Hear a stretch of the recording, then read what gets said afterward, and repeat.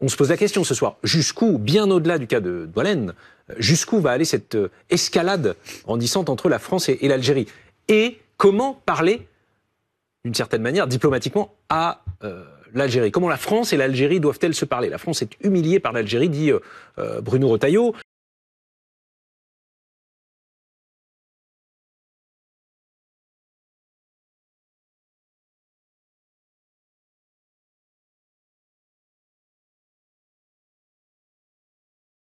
Bonsoir monsieur, merci pour cette invitation.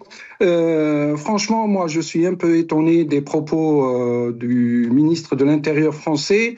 On l'a pas tant entendu quand Israël a humilié la France en mettant 2 de ses gendarmes face à terre. Malheureusement, on vit une situation de détournement de l'opinion publique française. La France qui vit une situation politique très très grave dans son histoire, dans l'histoire de la Ve République, et on utilise ce moyen de mettre à l'agenda politique ce sujet d'influenceurs. Et je me demande vraiment, comme l'a si bien dit Maître Place, l'efficacité de cette expulsion, alors qu'il y a aussi des influenceurs qui appellent à la haine et qui disent qu'ils vont mettre les Algériens à Auschwitz. Je pense que le propos est très grave et j'espère que les sages des 2 côtés, algériens et français, par le biais de la diplomatie, arrivent à atténuer, apaiser ces propos haineux de certains néocolonialistes. Il est très important que les gens qui nous regardent et qui nous écoutent réfléchissent que dans chaque guerre, on applique ce que j'ai intitulé les principes de la propagande de guerre. On ne peut pas évidemment dire qu'on fait la guerre pour le pétrole, pour le gaz, pour le fric, etc. Donc il faut travailler l'opinion publique.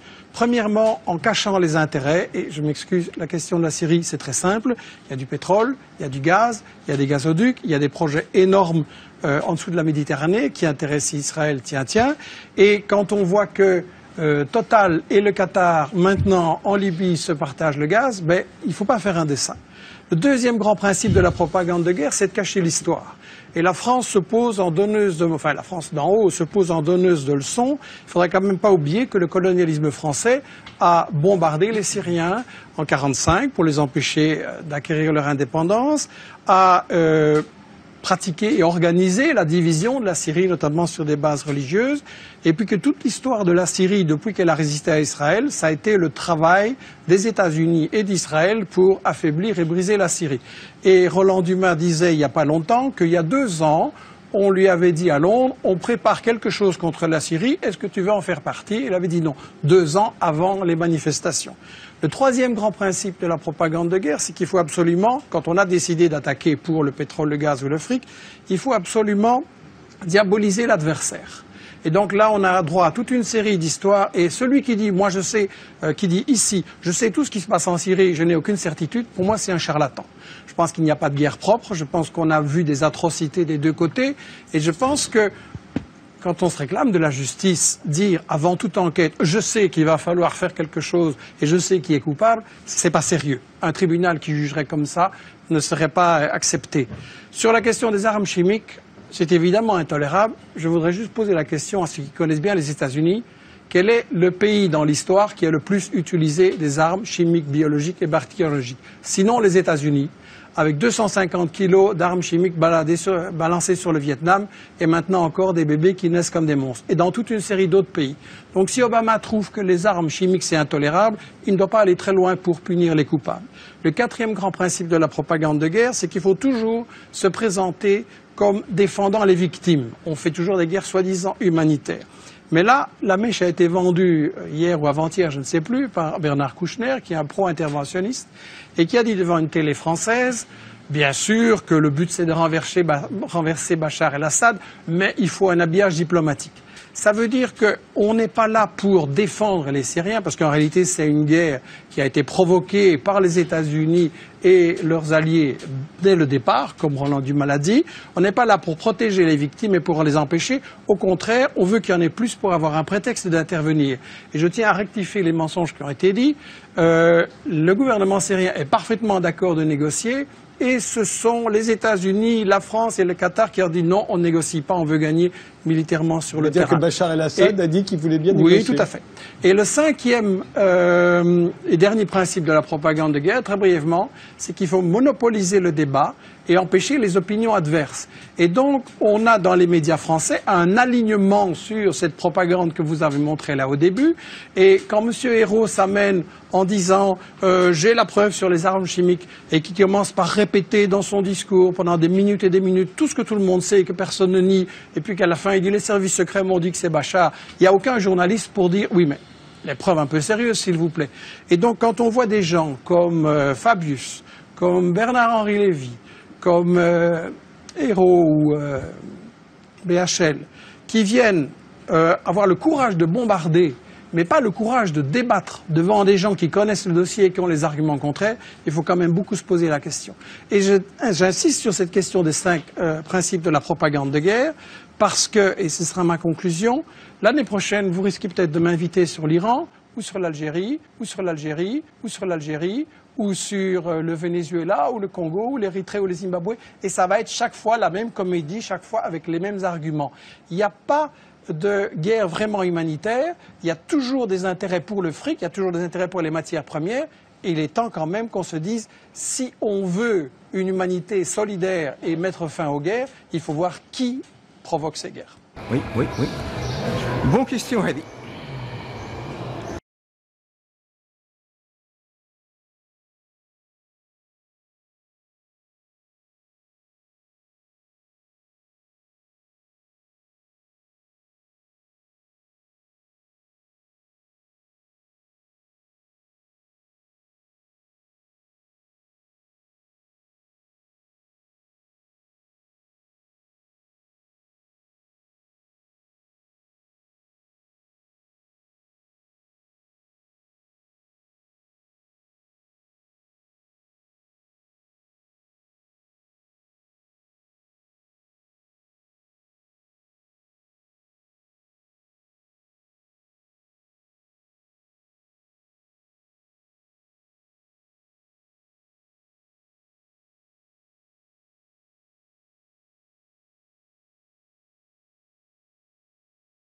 Il y a une chose qui m'a beaucoup choqué, moi, c'est le jour où j'ai découvert que dans les comptes de la République, les comptes de l'État annuels, parce que ça représente 3 milliards, on rajoute la vente de la drogue dans les comptes de l'État pour le PIB national de l'année.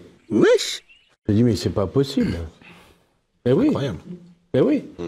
Hein? Donc là, il y a quand même quelque chose qui ne va pas. Comment ose-t-on, alors que c'est quand même c'est criminel. Hein? Pardon? Je crois qu'il rajoute aussi la prostitution, il me semble. Oui, mais il rajoute aussi la prostitution. Non, mais là, je parlais de la drogue. Il rajoute aussi la prostitution. Ils ont, bah oui. Alors, à un moment, il faut dire stop. Si l'État dit, oui, mais ça rapporte de l'argent, c'est bien, alors allons jusqu'au bout. Devenons totalement, effectivement, un narco-État, et puis la vie sera belle. Historique. Dans la relation franco-marocaine, nous voulons construire une relation d'excellence dans les domaines dont nous avons la responsabilité dans nos 2 ministères de l'Intérieur. Je considère que le narcobanditisme doit être désormais envisagé comme une cause pour un combat qui est national. Parce que c'est une cause racine de l'hyperviolence, on le voit parfaitement, parce que ça peut menacer nos institutions jusqu'à notre souveraineté dans certaines parties du territoire, avec une corruption qui peut s'étendre. Celui qui fume son petit pétard le samedi, ce pétard-là, vous voyez, il a le goût du sang séché sur le trottoir. Je veux m'adresser aux consommateurs. Parce que trop souvent, on dit, voilà, on fume, etc., c'est du rétroactif. Moi, ce que je veux dire, c'est que un joint, il a le goût du sang. Il a le goût des larmes. Parce que derrière le joint, la coke ou d'autres drogues, il y a des réseaux, il y a des mafieux, il y a des gens qui profitent d'autres êtres humains, qui s'engraissent, qui font des fortunes, qui commandite des crimes, des assassinats, de la pire des façons. S'il y a une offre, c'est parce qu'il y a une demande. Il faut responsabiliser les consommateurs. Emmanuel Macron est arrivé ce lundi au Maroc, où il a été accueilli en grande pompe par le roi Mohamed VI. Si le président Macron a fait ce cadeau au roi du Maroc, et si aujourd'hui il s'est rendu au Maroc, ça n'a qu'une seule raison. C'était pour narguer les Algériens. Bonjour à toutes et tous. Parce que la danse du ventre qu'il fait depuis des années à l'Algérie n'a rien donné. Et donc, c'est une façon de faire un bras d'honneur aux Algériens. C'est pour narguer l'Algérie qu'on s'est réconcilié, ce qui est une bonne chose, mais c'est la seule raison que je vois à cette politique très bizarre. La diplomatie marocaine est très efficace. Elle a, pendant des années, permis que tout le monde s'y retrouve en étant d'accord avec les résolutions de l'ONU, et le Maroc n'a jamais manqué à sa parole. Jamais. Quand on voit la liste, on va très vite s'apercevoir qu'il y a énormément de numéros français, plus de 1000, qui ont été ciblés par le Maroc. Des journalistes, des activistes, des avocats, mais pas seulement. On voit aussi 15 ministres et le chef d'État Emmanuel Macron. On sent très vite le potentiel explosif de cette révélation. Emmanuel Macron התקשר ביום חמישי לראש הממשלה נפתלי בנט ודרש לקבל ממנו הבהרות על פרשת NSO. זאת לאחר שעל פי החשד מרוקו השתמשה בתוכנת פגסוס הישראלית כדי לחדור לטלפון האישי שלו ושל בכירים נוספים בצרפת. Je ne peux pas faire autrement que de constater que le Maroc n'a jamais manqué à sa parole à l'ONU. En tout cas, c'est pas le Maroc qui aura manqué à sa parole. Au début de son mandat, Emmanuel Macron était totalement soumis à l'Algérie et en échange, nous n'avons eu que des insultes. À un moment donné, il y en a marre que l'on se fasse marcher sur les pieds. Je ne comprends pas pourquoi, par exemple, on ne remet pas en cause l'accord franco-algérien de 1968. Et là, j'espère vraiment que les liens historiques entre la France et le Maroc vont être consolidés. Parce que quand le Maroc, au moment des séismes, a refusé notre aide, moi, je l'ai très mal vécu d'un point de vue personnel. Il faut arrêter avec la rente mémorielle. On devrait faire une journée avec Kippa. Mais ça me démange trop. Vous avez réussi l'exploit de ne pas parler du déplacement du président de la République qui a craché sur le droit international pour obtenir justement ces laissez-passer consulaires vers le Maroc, en reconnaissant la marocanité du Sahara occidental. Et vous n'en avez pas parlé alors que c'était une des explications de notre relation avec l'Algérie qui fait qu'aujourd'hui, les choses et la diplomatie, puisqu'on est à la Commission des Affaires étrangères, c'est compliqué entre notre pays et l'Algérie. Et la question, comme vous n'en parlez pas, je me demande si... après Israël, maintenant, c'est le Maroc qui deviendra sujet tabou et qui sera interdit d'être exposé en commission des affaires étrangères. Et là, on voit bien l'axe, le rassemblement, l'association des pays colonisateurs à travers ces trois exemples. Je veux m'adresser aux consommateurs pour leur dire, vous qui fumez des joints, vous qui prenez des rails de coke, eh bien, ce joint, ce rail de coke, il a le goût des larmes, mais il a le goût surtout du sang.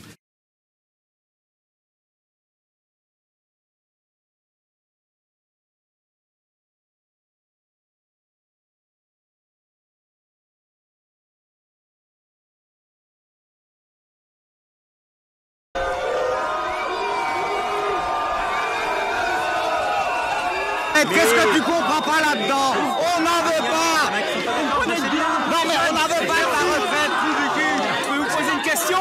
Allez-y, j'en ai d'autres. Bonjour, je voulais juste savoir que Cyril Hanouna a un président qui a un gouvernement aussi corrompu. Alors je me suis dit, il faut pas louper ça. Si, c'est vous qui véhiculez cette image. C'est vous. Vous avez des ministres corrompus. Si, vous le savez très bien. Vous savez très bien. Et vous allez bientôt tomber. Et vous allez voir. Ah, vous allez tomber dehors. Démission! Démission! Démission! Démission! Elle est dans la voiture, celle-là. Ah, il est là. Macron, démission! Macron, démission! Macron, démission! Macron, démission! 70% des Français ont changé de comportement. Les plus modestes, beaucoup. Les autres, peut-être un peu moins, mais ils ont changé. On n'a jamais vu ça tellement dans le métier. Et là, on commence à nous dire on saute des repas. C'est un problème presque derrière même de santé publique. Combien de temps les Français vont-ils accepter cette situation? Je vais vous lire ce que vient de déclarer Emmanuel Macron. Ah, je veux rien savoir. Je veux rien savoir de ce que déclare Emmanuel Macron. Plus personne n'en a rien à foutre de ce que dit Emmanuel Macron. Il a un rapport au langage complètement psychotique. Ce type ne croit pas un mot de ce qu'il prononce. Il est fou. Ça m'intéresse pas. C'est pas du tout le cas. Je suis lucide. Ça fait trop longtemps qu'il pratique une rhétorique absolument déconnectée de la réalité. Il a perdu totalement le contact avec ce que c'est qu'un pays, avec ce que c'est qu'une société, avec ce que c'est que les travailleurs. Il ne sait plus rien de nous, alors on veut rien savoir de lui. Je suis parfois dur au mal. Oui. Méprisant, je le récuse. C'est dramatique. On a affaire à des fous. On est dirigé, gouverné par des fous. Une des raisons de la détestation du public pour les journalistes, elle est là. Oui, bien sûr, évidemment. Ils nous détestent et ils ont bien raison. Oui, bien sûr. Parce qu'effectivement, c'est ce que vous venez de dire. C'est l'hypocrisie perpétuelle de ce milieu. Vous ne dites que des mensonges. Combien vous touchez pour faire votre boulot? Ouais, on a l'eau de merde. Putain, vous comprenez ça? Pourquoi on est des journalistes de merde d'après vous? Parce que pour le moment, on est calme, mais bientôt, on va pas le rester calme. Un jour, vos directions, et vous qui acceptez ce travail, vous aurez des comptes à rendre, monsieur. De quoi vous parlez? Oui, de la désinformation. Vos directions auront des comptes à rendre. Soirée. LCI, vous aussi, vous allez perdre. Comment vous faites le soir pour dormir honnêtement près de vos enfants? Vous êtes des menteurs, des traîtres, des collaborateurs, des vendus. Malhonnête, tout ce qu'on veut, je vous vomis dessus, mais croyez-moi, on sera tous là dans le cortège quand vous allez être emmenés au tribunal pour être jugés, là encore, je l'espère de tout cœur, par des militaires. Quant à la franc-maçonnerie, comment va-t-elle pouvoir vous protéger? Elle est forte parce qu'elle est nombreuse, elle achète les gens. Il y a des choses qu'on n'achète pas, c'est le cœur et les tripes. Bonne soirée, messieurs, dames. Vous devriez avoir honte. Vous êtes le pire des traîtres, monsieur Valls. Toute la France a honte de vos comportements. Vous êtes pire qu'un étron. Jean-Noël, s'il vous plaît, je vous coupe. Les insultes n'ont pas leur place sur cette antenne. This is pure anti-Semitism.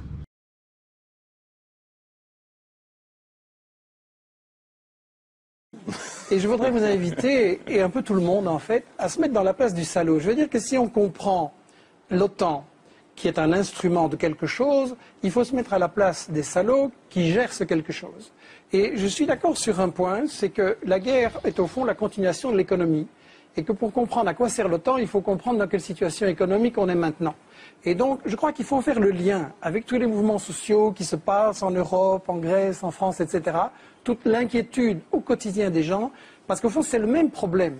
À savoir que quand vous êtes un bon salaud, et que vous gérez l'économie, quand vous faites partie du 1%, c'est encore moins, mais enfin bon, on ne va pas chipoter, qui décide sur le sort de l'économie et des richesses, quelle est votre stratégie efficace? C'est de faire travailler les gens le moins cher possible, en les mettant en concurrence, en comprimant les salaires. Ça peut se faire en faisant travailler les vieux plus longtemps, ça peut se faire en important des immigrés en voyant qu'ils n'aient pas de droits, ça peut se faire en plongeant les jeunes dans la précarité. Bref, on va se retrouver devant, d'un côté, des bénéfices de multinationales qui ont explosé, et de l'autre côté, la majorité de la population qui ne sait pas de quoi demain sera fait et si leurs enfants auront un emploi et un avenir. Et ça, c'est le fin du système dans lequel on vit. Avec le problème, c'est que quand tous ces gens, ils ont fait ça, qu'ils ont bien appauvri ceux qui travaillent pour eux, à qui ils vont vendre? C'est ça quand même l'origine fondamentale de la crise. À qui ils vont vendre? Alors, on s'en sort dans le système qui nous gouverne, dans l'élite qui nous dirige et qui n'a pas été élue. On s'en sort en disant, bon, on va exporter les capitaux, on va aller mettre les capitaux dans le sud, ça rapporte, et ça permet effectivement de piller les matières premières et de laisser les populations dans la pauvreté. Ça permet de contrôler la main-d'œuvre et de faire travailler les gens aussi pour des bénéfices. Ça permet de contrôler les zones stratégiques, etc. Et donc, on se retrouve avec des multinationales du Nord de plus en plus riches et des pays du Sud de plus en plus pauvres. Et le point où ça mène à la guerre, c'est qu'évidemment, ça provoque des résistances des populations qu'il s'agit de briser. Donc, toutes les guerres de l'OTAN, je l'insiste, sont des guerres économiques, des guerres de pillage. Et ensuite, ça provoque des résistances aussi des rivaux. Parce qu'on a eu raison de dire que l'OTAN, c'est l'instrument des États-Unis qui, effectivement, essayent de faire payer par les Européens et les autres les guerres qui leur permettront à eux, États-Unis, de dominer le reste du monde, y compris d'écraser les Européens et tout le monde. Et ce qu'on a essayé de faire avec ce livre, La stratégie du chaos dont vous avez parlé, c'est d'éclairer la dimension des États-Unis maintenant, qui est effectivement une stratégie globale pour dominer le monde, pour faire en sorte que l'Afrique, l'Amérique latine, ça c'est plus difficile, et l'Asie, leur restent soumises. Et effectivement, le problème des États-Unis maintenant, c'est que c'est une puissance économiquement et politiquement en déclin. Donc militairement, effectivement, ils n'ont plus les moyens de gagner cette guerre en Irak et en Afghanistan. Et comment ils s'en sortent alors? Ils s'en sortent par la stratégie du chaos. Et il faut bien voir que l'ennemi fondamental de cette guerre globale des États-Unis, c'est la Chine. La Chine qui est la puissance montante, la Chine qui leur résiste, la Chine qui développe un marché, qui a sorti 400 millions de gens de la pauvreté et qui surtout devient un partenaire pour l'Afrique, pour l'Amérique latine. Et vous avez maintenant, le monde a complètement changé. Le monde, c'est un commerce sud-sud. Et la grande bataille, elle se joue effectivement dans l'océan Indien. On a raison de dire que les États-Unis déplacent toutes leurs forces là-bas. Mais pourquoi? C'est contre la Chine. L'Afghanistan, c'est pour encercler la Chine. Et quand vous regardez l'océan Indien, c'est justement, on parle en général des pays et on ne parle pas des océans. Dites-en vite parce qu'il nous reste juste quelques minutes. Et dernier mot. Quand vous regardez toutes les explosions de l'océan Indien, les États-Unis essayent de briser cette ligne sud-sud entre l'Afrique et la Chine pour isoler la Chine. Et c'est ça qu'il faut comprendre. Je veux dire, maintenant, il paraît que vous êtes redevenu un pays normal avec un président normal. La seule conclusion que des gens normaux peuvent tenir, c'est qu'il faut dissoudre l'OTAN, sortir de l'OTAN, parce que ce n'est pas des démocrates, c'est une association de criminels.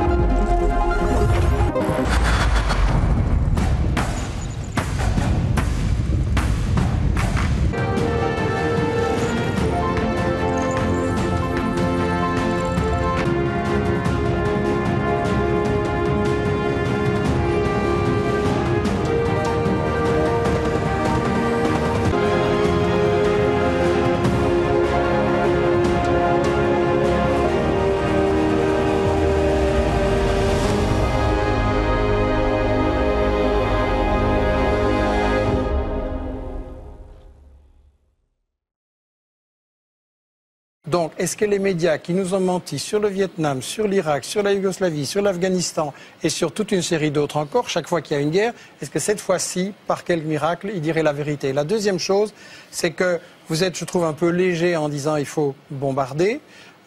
Pour avoir été en Irak et en Yougoslavie, je vois les conséquences, je vois ce que ça veut dire comme souffrance pour des populations. Je pense que les Français et les Européens doivent se poser la question, est-ce que j'accepte qu'on bombarde en mon nom ces populations? Et est-ce que dans tous les pays où l'Europe et les États-Unis ont bombardé, est-ce que ça va mieux maintenant? En Irak, il y avait dans les années 80, il y avait dans les... Je ne vous ai pas interrompu. Repartez pas parce que j'ai terminé vite. Oui, très vite. Si on ne m'interrompt pas, ça ira très vite. En Irak, le pays avait été libéré de l'analphabétisme dans les années 80. Maintenant, vous avez 40% d'enfants qui ne vont plus à l'école et vous avez un Irakien sur 6 qui est analphabète. En Afghanistan, le trafic de drogue a explosé. Au Kosovo, c'est devenu la plaque tournante du trafic de drogue, du trafic de femmes vers l'Europe, etc. C'est pire parce que les États-Unis et l'Europe ne sont pas la solution à ces problèmes, ils sont généralement la cause, ils sont le problème eux-mêmes.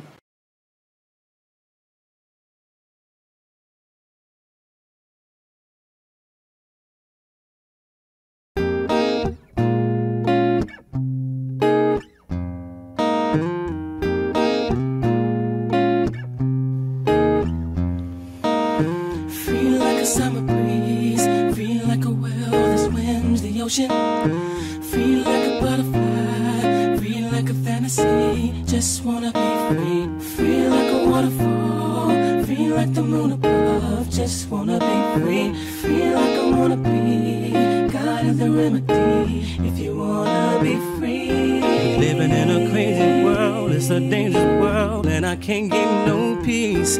And I only trust in God, cause I got His love that they can't take from me. I just wanna tell the world, don't let them hold you down. Said you got to believe in the word, cause it's beautiful, it's incredible if you want to be free. Feel like a summer breeze, oh yeah. Feel like a well that swims the ocean. Yeah. Feel like a butterfly, feel like a fantasy, Just wanna be free like a waterfall. Free like the moon above. Just wanna be free. Free like I wanna be. God is the remedy. If you wanna be free. If people take advantage of all the love you give, don't you be unhappy. If they say they got your back, but talk behind your back, in the end they will see that they can't slow you down. You gotta focus now. Said you got to believe in the work, 'cause it's beautiful, it's incredible. If you want to be free, free like a summer breeze, yeah. Free like a well that swims the ocean. Oh yeah, oh yeah. Free like a fantasy. Just wanna be free. Oh yeah, yeah. Free like the moon above. Just wanna be free. God is the answer. God is the remedy. If you wanna be free.